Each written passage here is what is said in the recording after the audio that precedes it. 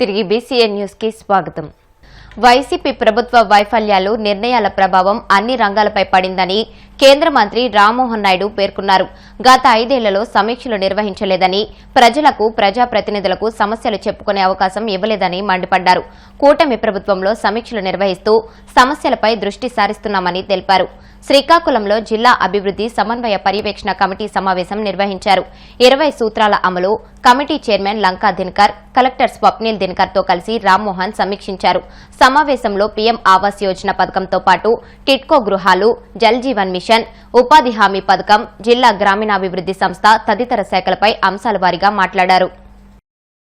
దిశా committee meeting ముఖ్యంగా కేంద్ర ప్రభుత్వం ఇస్తున్నటువంటి నిధులు సక్రమంగా రాష్ట్రంలో, జిల్లాల్లో దాని తాలూకా కార్యక్రమాలకి వినియోగిస్తున్నారా లేదా అనేది విజిలెన్స్ అండ్ దాని మీద ఈరోజు పర్యవేక్షణ చేయడం జరిగింది. దీనికి ముఖ్యంగా మన 20 point committee chairman Lanka Dinakar గారు, స్థానిక శాసనసభ్యులు ముఖ్యంగా పెద్దాల అశోక్ గారు, జిల్లా కలెక్టర్ గారు వీళ్ళందరి సమక్షంలో ఈ కార్యక్రమం జరిగింది.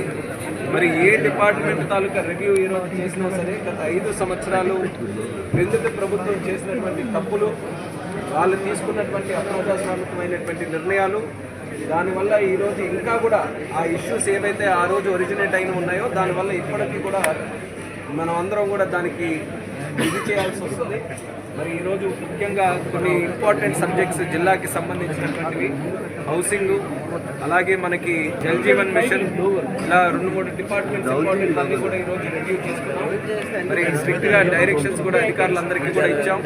గత ప్రభుత్వం లాగా కాకుండా గ్రౌండ్ లెవెల్లో ఉన్నటువంటి ఇష్యూస్ని, వాస్తవాలను కూడా మాకు తెలియజేసి మన ప్రభుత్వం తాలూకు కూడా తీసుకొని ఏ స్కీమ్ కోసం అయితే రాష్ట్ర ప్రభుత్వం, కేంద్ర ప్రభుత్వం నిధులు ఖర్చు పెడుతుందో ఎక్కడ అవినీతికి జరగకుండా, ఎక్కడ తప్పుదో పట్టించకుండా నేరుగా బెనిఫిషియరీకి ఆ కార్యక్రమం తాలూకా బెనిఫిట్ అందించాలనే ఆలోచనతో ఈరోజు ఆదేశాలు కూడా ఇవ్వడం జరిగింది.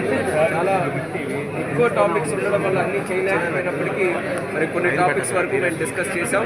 భవిష్యత్తులో కూడా ఇప్పుడు కూడా మీరు చూసుకుంటే తెలుగుదేశం పార్టీ ఎన్డీఏ ప్రభుత్వం ఉన్నప్పుడు రివ్యూస్కి చాలా పెద్ద ఎత్తున ప్రోత్సహిస్తూ రివ్యూ కార్యక్రమాలు ఎప్పుడు చేస్తుంటాం. గత 5 సంవత్సరాల్లో రివ్యూస్ కూడా ఎక్కడా లేవు. ప్రజాప్రతినిధులకు కానీ, పబ్లిక్ కానీ వాళ్ళ సమస్యలు కూడా చెప్పుకునే అవకాశం లేకుండా చేశారు. మళ్ళీ ఈరోజు నూతన పద్ధతిలో రివ్యూస్కి ప్రాధాన్యత ఇస్తూ ముందుకు నడుస్తున్నాం. ముఖ్యమంత్రి కూడా మన జిల్లా విచ్చేసిన తర్వాత ఆ రోజు ఉన్నటువంటి సమయంలో ఇదే జడ్పీ హాల్లో రివ్యూ కార్యక్రమం కూడా పెట్టి అన్ని డిపార్ట్మెంట్స్తో కూడా చర్చించి కొన్ని ఆదేశాలు కూడా ఇవ్వడం జరిగింది. అంటే ముఖ్యమంత్రి గారి దగ్గర నుంచి జిల్లా నాయకత్వం వరకు కూడా రివ్యూస్ చేస్తూ గ్రౌండ్ లెవెల్లో ఉన్నటువంటి ఇష్యూస్ అయినా, వాస్తవాలైనా అవి తెలుసుకొని దాని ప్రకారం ప్రభుత్వం తాలూకా నిర్ణయాలు ఉండాలనే ఆలోచనతో ఈరోజు కార్యక్రమం చేశాం. భవిష్యత్తులో కూడా ఇలాంటి రివ్యూస్ని ఎప్పటికప్పుడు జిల్లా స్థాయిలో నిర్వహించుకొని స్కీమ్స్ అన్నింటినీ కూడా ఫుల్ ఫ్లెడ్జ్డ్గా శాచ్యురేషన్ మోడ్లో డ్రైవ్ చేయాలనేది మా తాలూకా ఆలోచన. ఈరోజు మనకున్నటువంటి గొప్ప అడ్వాంటేజ్ ఏంటంటే ఎన్డీఏ ప్రభుత్వం రాష్ట్రంలో, కేంద్రంలో ఉంది.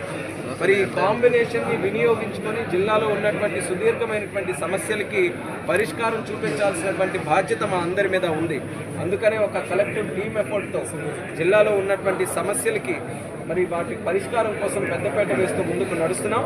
రానున్న రోజుల్లో ఎందుకనంటే ఈ 6 నెలల్లో కూడా ఏ స్కీమ్ పట్టుకున్నా సరే గత ప్రభుత్వం చేసినటువంటి వైఫల్యాలు కానీ, వాళ్ళు తీసుకున్నటువంటి నిర్ణయాల వల్ల ఈ రోజు వరకు కూడా ఆ ఎఫెక్ట్ అనేది ఇప్పటి వరకు కూడా ఉంటుంది. ఇంకొన్ని రోజుల్లో దాన్ని లైనప్ చేయడానికి మరి చంద్రబాబు నాయుడు గారు, అలాగే మన ప్రధానమంత్రి నరేంద్ర మోదీ గారి సహకారంతో జిల్లాకి అత్యధికంగా నిధులు తీసుకొని వచ్చి ఇక్కడ కార్యక్రమానికి ప్రాధాన్యత ఇవ్వడానికి నా వంతు కూడా కృషి చేస్తాను. వంగవీటి మోహన్ రంగ వర్ధంతి సందర్భంగా నర్సాపురం కోటిపల్లి వారి సెంటర్లో ఆయన విగ్రహానికి పలువురు నాయకులు పూలమాలలు వేసి నివాళులర్పించారు. పూలమాలలు వేసి నివాళులర్పించిన వారిలో మాజీ ఎమ్మెల్యే కొత్తపల్లి జానకిరాం, జనసేన పార్టీ నాయకులు చాగంటి మురళీకృష్ణ, నర్సాపురం నియోజకవర్గ TDP incharge Putturi Ramaraju, NRI TDP నాయకులు కొవ్వలి యతిరాజ రామ్మోహన్ నాయుడు ఉన్నారు. ఈ కార్యక్రమంలో జనసేన పార్టీ పట్టణ అధ్యక్షులు కోటిపల్లి వెంకటేశ్వరరావు, కోటిపల్లి బ్రహ్మానందం, దాసరి శ్రీనివాస్, దివి సత్యన్, రంగ అభిమానులు పాల్గొన్నారు. వంగవీటి మోహన రంగారావు గారి వర్ధంతి సందర్భంగా ఈ విగ్రహావిష్కరణ కార్యక్రమంలో మాకు అవకాశం కల్పించినటువంటి కమిటీ వారందరికీ కూడా పేరు పేరున నా హృదయపూర్వక నమస్కారాలు తెలియజేస్తూ, ఆ రోజున రంగా గారి యాజిటేషన్లో ఇదే సెంటర్ నుంచి మా కోటిపల్లి సోదరులు మేము కలిసి ఆ రోజున ఉద్యమం స్టార్ట్ చేసి ఆ రోజున కర్ఫ్యూని కూడా ఎదురించి రంగా గారి ఉద్యమంలో పాల్గొన్నటువంటి వ్యక్తిని నేను. ఆయనకి నిజంగా కూడా ఎంతమంది ప్రజలు భాగస్వాములు పాల్గొన్నారంటే నేను నిజంగా కూడా ఊహించలేము. వేళ మన నరసాపురమే కాదు, ఆంధ్ర రాష్ట్రం అంతా కూడా ప్రజల్లో తిరుగుబాటు వచ్చి ఆ రోజున రంగా గారికి అండగా నిలబడ్డారు.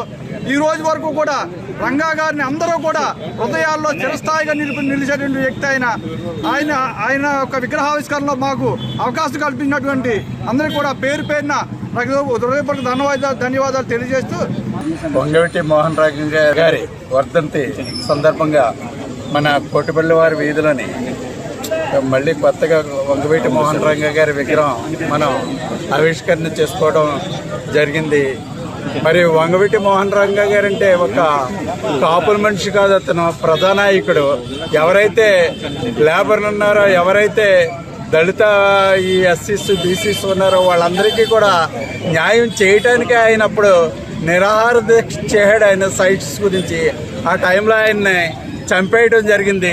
నిజంగా ఆయన బతుకుంటే ఈ పాటికి అప్పటి నుంచి ఇప్పటి వరకు కూడా కంటిన్యూగా సీఎంగా ఉందుడు. అలాంటి పొజిషన్లో ఉన్న వ్యక్తిని అప్పుడు చంపేయడం జరిగింది. ఆయన ఎప్పుడు కూడా పేదలకే అతను జీవితం అర్పించాడు, అంతేగాని ఇదేదో వంగవీటి మోహన్ రంగ్ అంటే కాపులు అనుకుంటే మట్టుకి అది అవాస్తవం. అన్ని క్యాస్ట్లకి సంబంధించిన వ్యక్తి. అలాంటి వ్యక్తి యొక్క విగ్రహం ఆవిష్కరించే అవకాశం మాకు కలిగినందుకు మేము చాలా సంతోషిస్తున్నాం. మరి మనం కూడా ఆయన ఎవరి గురించి అయితే ఫైట్ చేశాడో వాళ్ళకి మనం న్యాయం చేసే విధంగా మనమంతా కూడా ఆయన బాటలో పయనించాలని ఈ సభాముఖంగా మిమ్మల్ని అందరినీ తెలియజేసుకుంటూ ఈరోజు మన కోటిపల్లి వారి వీధిలో విగ్రహావిష్కరణ చేయడం జరిగింది.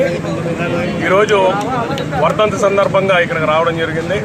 ఇవాళ మనందరం గమనించవలసింది ఒకటే, ప్రతి గ్రామంలోని ఎలా అయితే రామాలయం ఉందో అదేవిధంగా ప్రతి ఊర్లోని కూడా వంగవీటి మోహన్ రంగా గారి విగ్రహం ఉంది. ఇవాళ ఆయన ఏదో కులానికి మతానికి ఆయన అడ్డగట్టేశారు, కులం అడ్డగట్టేశారు తప్ప ఆయన ఏ కులానికి మతానికి చెందిన వ్యక్తి కాదు. బడుగు బలహీన వర్గాల ఆశాజ్యోతి వంగవీటి మోహన్ రంగా గారు.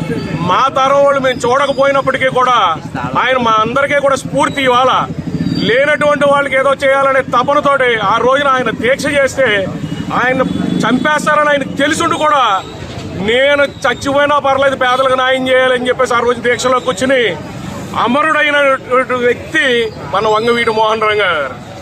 ఇటువంటి కార్యక్రమంలో మేము కూడా పాలు పంచుకోవడం చాలా ఆనందంగా ఉంది. రంగా గారి వర్ధంతి కోటిపల్లి వారి సెంటర్లో రంగా విగ్రహ ఆవిష్కరణకు వచ్చేసినటువంటి పెద్దలందరూ కూడా ముందుగా నా ఉదయపూర్వక నమస్కారం. ఈ రోజు ఈ కార్యక్రమానికి శ్రీకారం చుట్టినటువంటి కోటిపల్లి వెంకటేశ్వర నా సోదరుడు బెంగళూరులో ఉన్నాడు. బెంగళూరులో ఉన్నా సరే ఇక్కడ కార్యక్రమాన్ని విజయవంతం చేసినందుకు ఆయనకి నేను మా కుటుంబం అందరూ కూడా పేరు పేరు నా ఉదయపూర్వక నమస్కారం చేస్తూ రంగా విగ్రహం రంగా గారి కార్యక్రమ విధానంలో ఎంతో మేము జైల్లో కూడా వెళ్ళాము. రంగా గారి విషయంలో ఎంతో జైలుకి ఆయన అన్నట్టుగా మరి త్యాగండి మురళీకృష్ణ గారు చెప్పినట్టుగా ప్రతి గ్రామంలో రామాలయంలాగా రంగా గారి విగ్రహాలు పెట్టారు. రంగా గారిని కూడా ఏ కులానికి సంబంధించిన వాడు కాదు, రంగా అన్ని కులాలకు సంబంధించిన వాడు.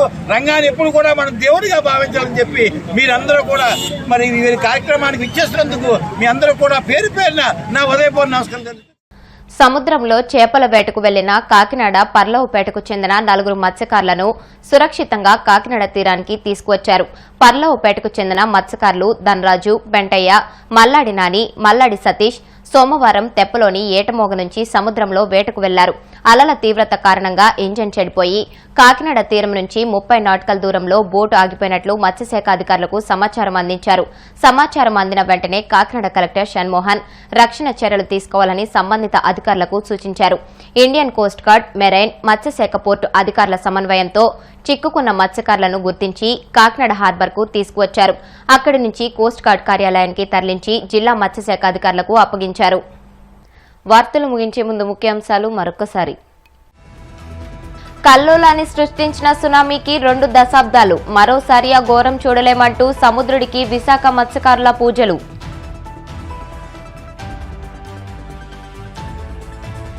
జమిలీ ఎన్నికలతో దేశానికి ఎలాంటి ప్రయోజనం లేదు, నియంతృత్వ పోకళ్లు పెరిగే అవకాశం ఉందన్న సిపిఎం పొలిట్ బ్యూరో సభ్యులు రాఘవులు.